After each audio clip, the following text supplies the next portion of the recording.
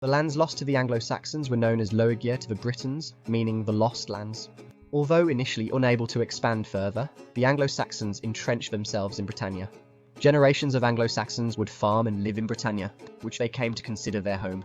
Over time, they would expand again into the land they called Lloegyr las, meaning foreigner, and is where the modern-day Wales comes from. One of the major battles was between King Ceawlin of Wessex and 3 Briton rulers at the Battle of Diorum in 577 AD. King Ceawlin defeated the Britons, which allowed the Anglo-Saxons to expand further throughout Britannia. This victory also separated the Britons in Cornwall from their allies in the north, resulting in a cultural drift over time. King Ceawlin wasn't the only expander. In the north, King Athelfrith of Bernicia would also defeat many Britons. The most important was the Battle of Cattraeth in 600 against the Britons, and the Battle of Degsastan in 603 against the Gaels. These 2 victories established the Anglo-Saxons as the dominant people, even as far north past the River Humber. King Athelfrith also won a major victory in the Battle of Chester in 613 AD, when he attacked the kingdom of Powys and Ross. Bede stated he attacked them because although they were unarmed, they were opposing him through their prayers. Around 1,200 monks are said to have been killed. Bede stated that, although Athelfrith suffered heavy losses, the victory was of huge strategic importance as it separated the Britons in Wales and up north. As for the rest of the Britons living in what we now call England, they were slowly assimilated into Anglo-Saxon culture over many generations. Robin Fleming, a modern historian, says that, more often than not, the native Britons and Germanic settlers talked to one another and settled next to one another. Britons may have preferred immigrant agriculturalists to land-hungry villa owners. The newcomer Anglo-Saxons and natives married each other's womenfolk, and they were buried in the same new cemeteries. Meanwhile, Bede says, in a short time, swarms of the aforesaid nations came over into the island, and the foreigners began to increase so much that they became a source of terror to the native themselves who had invited them. Both accounts are likely true, and may have varied from one community to another. However, I would suggest that there was more division than unity, as mixing different cultures and religions rarely ends smoothly. We can tell where the Anglo-Saxons settled by looking at the place names they left behind, many of which include specific endings that show the type of settlement.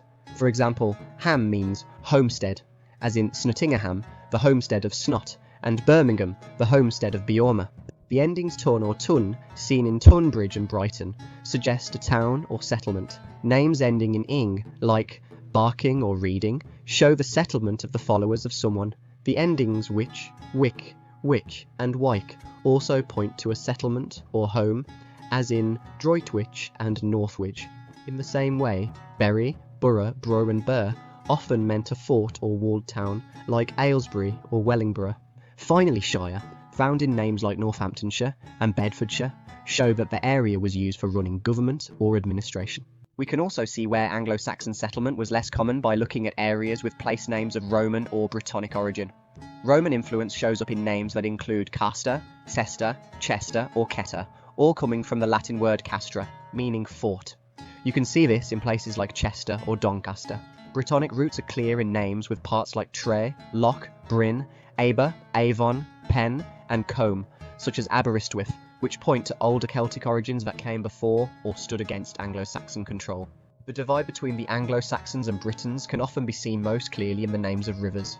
Places that were more strongly Anglo-Saxon tend to have rivers with Old English names, while areas where the Britons stayed powerful kept more Old Celtic names from Brittonic or Gaulish roots. Overall, we still don't fully know how the two groups interacted. The Anglo-Saxons may have led a full invasion, or they might have lived alongside the Britons in some places. No one knows for sure. The Anglo-Saxons also didn't just occupy the stone buildings built by the Romans, they also built their own new settlements around rivers.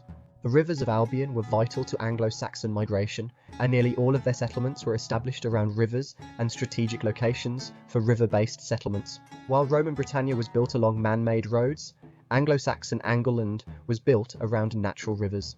Be sure to check out my other channel, History Sticks, for the complete, longer and comprehensive video.